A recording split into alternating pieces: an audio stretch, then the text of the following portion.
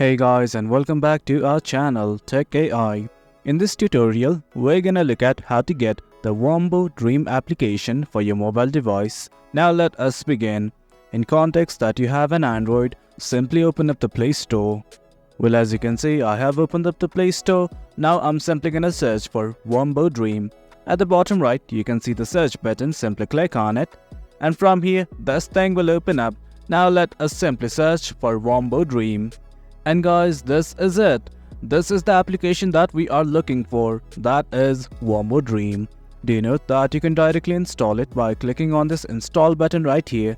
Else what you can do in order to get further information is simply click on the app icon. And then from here, you can get more information regarding this app, the data safety, and more importantly, the ratings and reviews. Well, for now, all we want to do is install it. So let's simply hit on install. And guys, that is it. As you can see, Wombo Dream is being installed, though it might take some time depending upon your internet speed. That is it guys, that's the gist of it. That's how we download Wombo Dream on Android. Hope you guys found this video informative, and for more content like this, do remember to hit like, share and subscribe. Your support fuels us. Until next time, thank you.